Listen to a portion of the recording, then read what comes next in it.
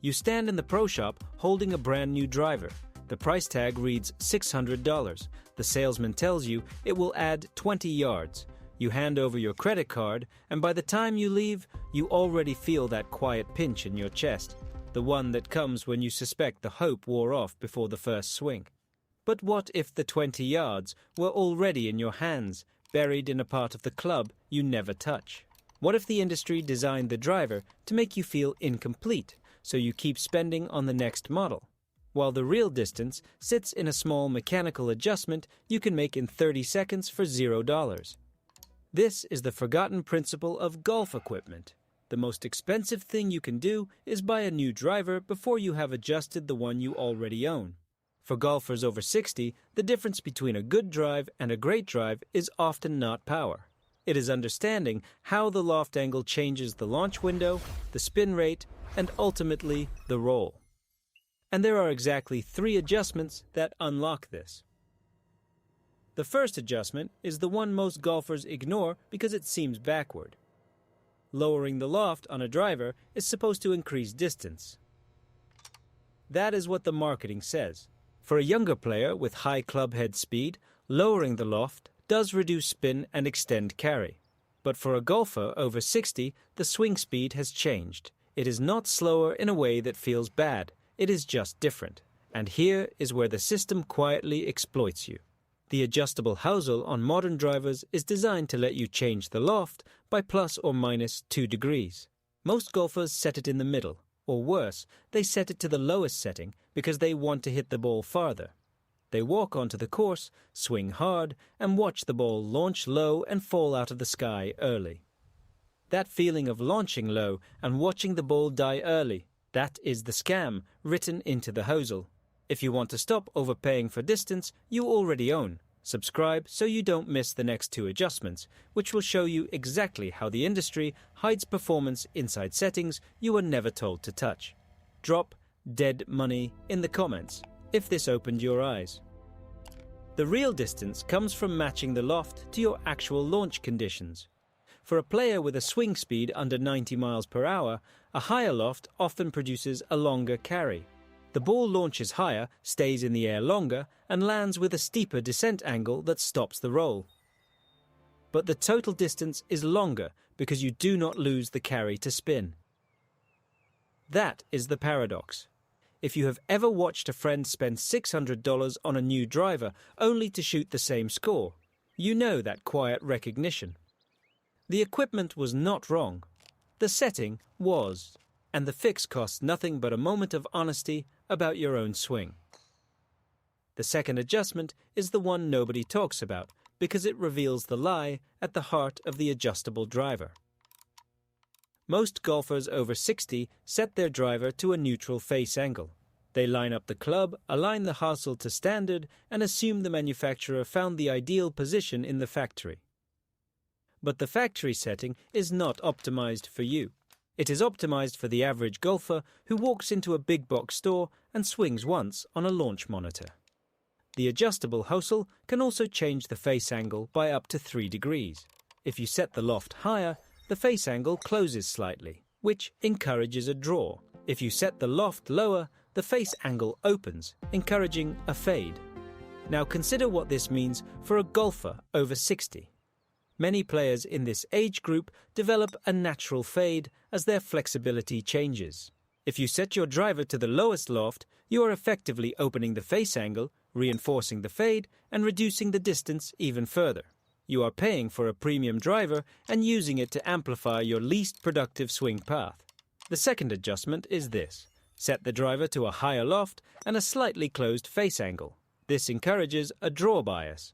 The ball starts right of the target and curves left, adding roll. The total distance gain from this one adjustment alone can be 10 to 15 yards, because the ball is traveling more efficiently along the ground where you need it.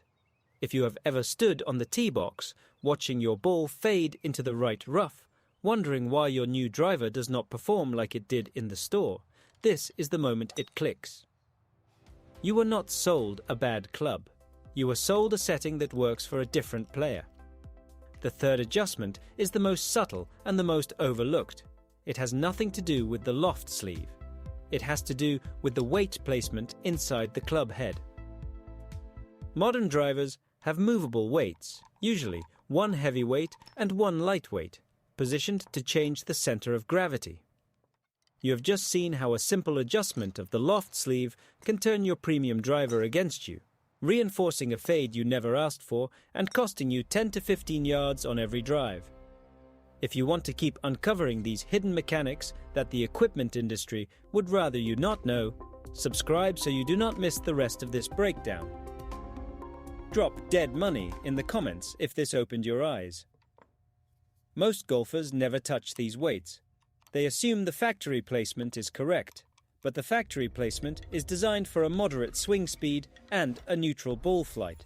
For a golfer over 60, moving the heavier weight toward the heel can raise the launch angle and promote a draw, exactly the combination that produces more carry.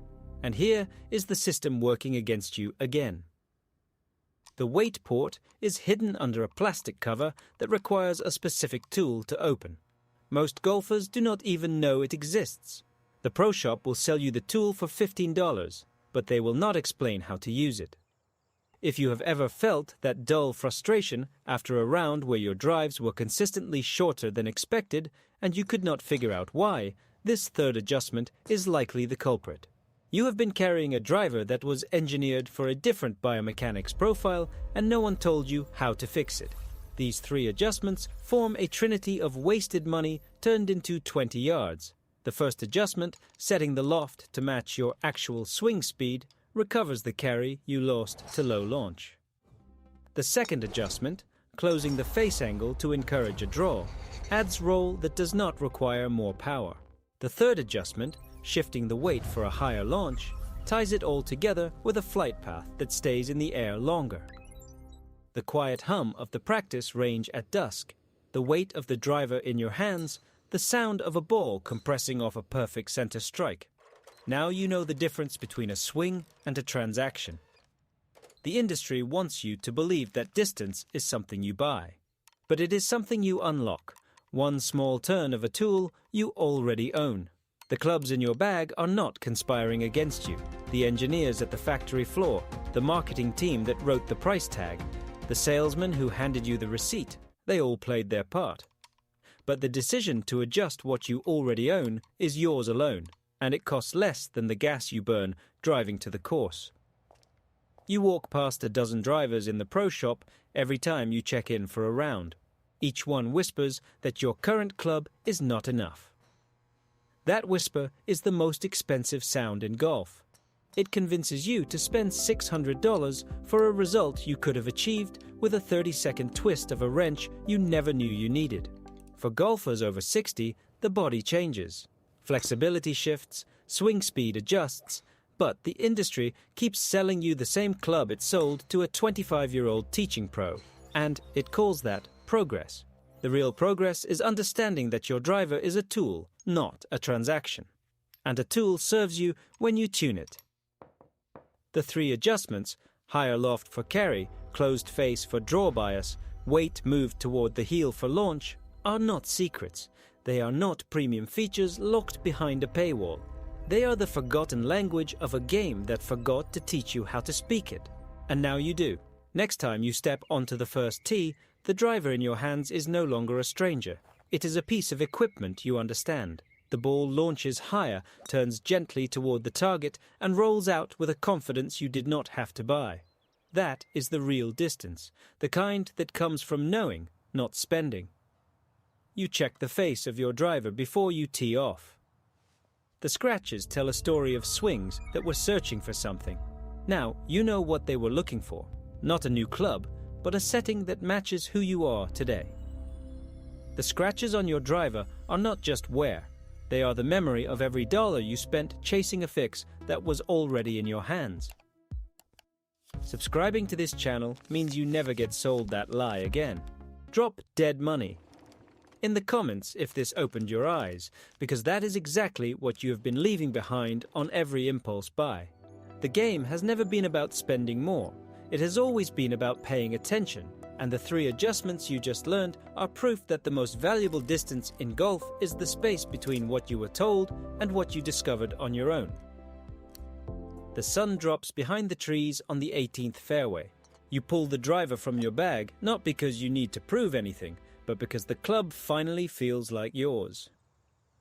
That is the quiet victory, not the extra yards. The understanding that you were never the problem, the setting was. And here is the quiet irony that the industry hopes you never notice. All the engineers, all the launch monitors, all the marketing budgets that convinced you that a new driver would fix your game. They depend on one thing. They depend on you never adjusting the club you already own. The adjustable hosel, the weight port, the face angle mechanisms, these are not mistakes. They are features that the industry built into your driver, then taught you to ignore. The moment you use them, you break the cycle. You stop being a customer who needs the next model. You become a player who knows what they already have. That is the threat the system cannot handle. A golfer who understands that the distance was never in the price tag. It was in the small steel wrench that came with the club, sitting in the bottom of your golf bag, gathering dust behind a handful of tees and a ball marker you forgot you owned. The next time you stand on the practice range, hitting ball after ball, watching the same low fade drift toward the same right side fence, stop. Walk back to your bag, pull out that wrench, make one adjustment, hit one more ball. The sound will tell you everything the salesman never could. The driver does not change, the swing does not change, but the flight changes, and that is the only change that matters. The 20 yards were not in the pro shop window. They were in your hands the whole time, waiting for you to turn the smallest piece of metal on the club. You just had to know where to look.